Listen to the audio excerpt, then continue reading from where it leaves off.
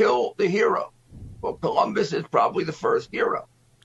And there's no evidence that he did any of these things.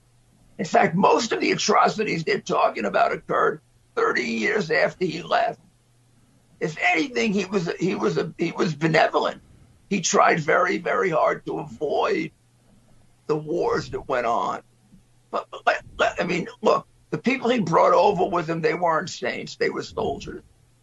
But the people there were living in the third world, including a third world of violence where they scalped each other and killed each other and raped each other. And this wasn't a civilization they came to.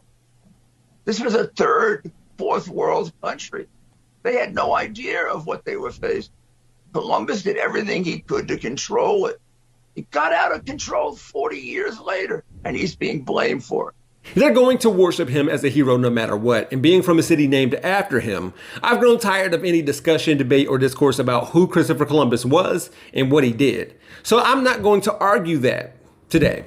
What I want to know is, who do these Europeans think they are? Rudy Giuliani, referring to indigenous lands as third and fourth world countries, cataloging cannibalism, scalping, and SA in order to justify murder and enslavement of numerous indigenous peoples, as if these same things weren't going on in Europe. The Crusades, 100 Years' War, War of Roses, the Spanish Inquisition, Oliver Cromwell, King Leopold, Adolf Hitler, World War I, World War II. We'll get into this in a second, but what I read about Columbus made it a point to note that the natives were naked. I guess that makes Europe better because they were clothed when they ate human flesh. It's not just what Christopher Columbus and his men did to the Taino people.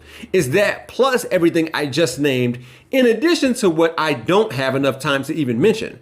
But this take from Rudy Giuliani is a byproduct of a settler's move to innocence. Settlers' moves to innocence are actions that aim to alleviate settler guilt without doing anything meaningful to undo harm to indigenous communities. I read a few right-wing articles about their view of Columbus, and I noticed two things. As of late, they claim, there's not much of a reason to believe the writings of Francisco Bobadilla, Christopher Columbus's chief political rival and the man who successfully usurped power from him in the West Indies. Nor can we trust Howard Zinn, who wrote the book A People's History of the United States.